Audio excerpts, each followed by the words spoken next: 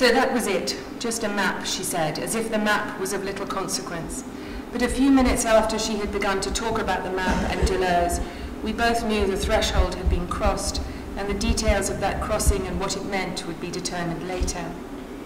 Why did Daniel Connor take this path rather than the one he was supposed to take, the one he thought he wanted to take?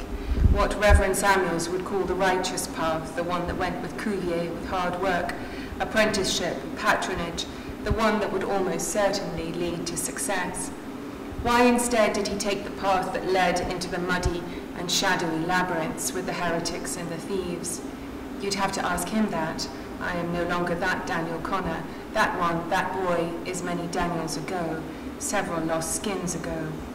Desire was there from the beginning, that I remember, but that's an easy explanation for why the boy on the mail coach became the boy of the labyrinths and the salons and the gambling houses, for how the anatomy student became a thief. A philosopher thief took me to her bed and talked of time stretching back so far it made my head spin.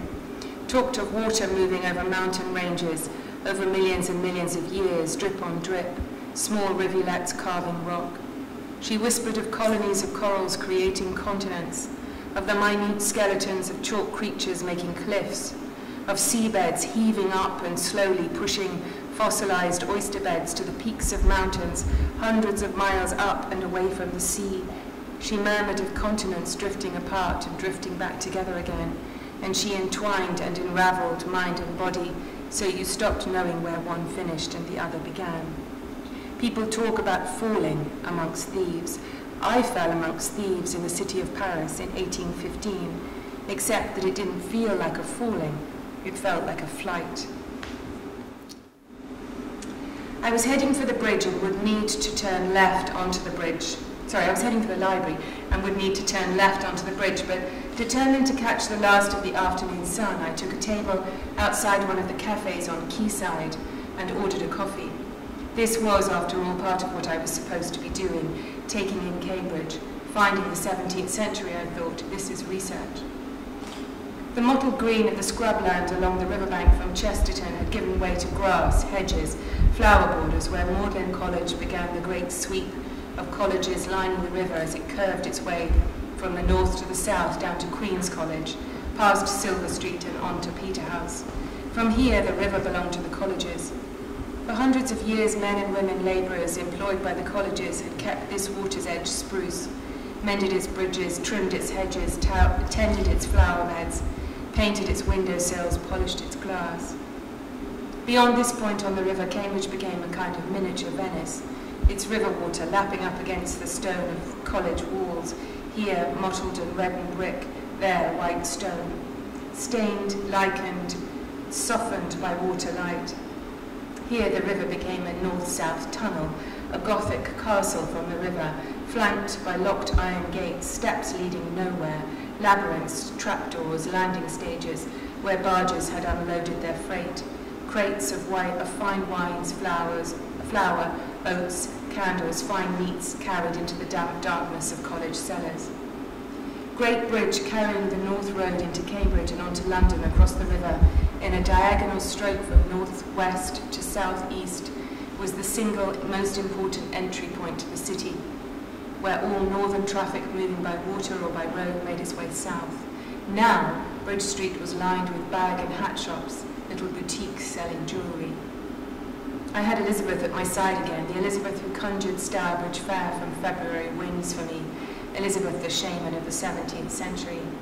Somewhere close by, council workers were emptying glass recycling containers into a refuse lorry. I heard the pouring torrent of breaking and splintering and crushed glass bottles stop and start, echo and subside. I wondered whether glass bottles sounded different in their breaking once they had been sorted by colour. I watched the men and women come and go across the bridge, negotiating their way past the punt-outers with their placards, stopping to lean over the edge of the bridge to watch the river traffic or take pictures.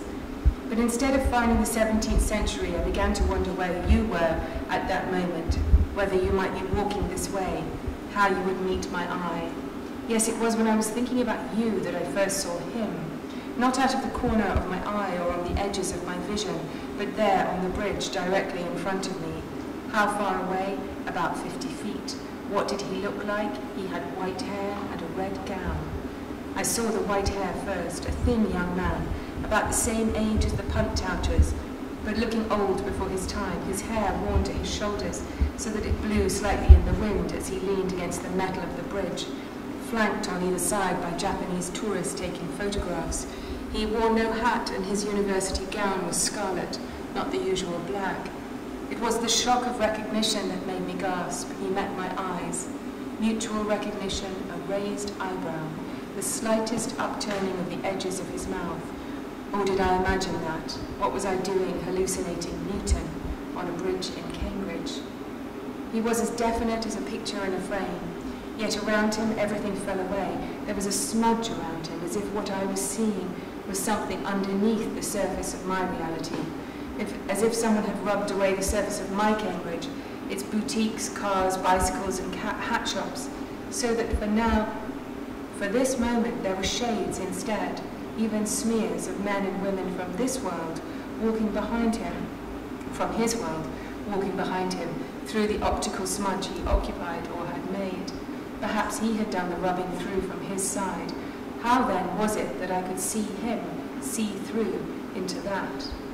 And we stood there confronting each other, he on the great bridge, me on quayside.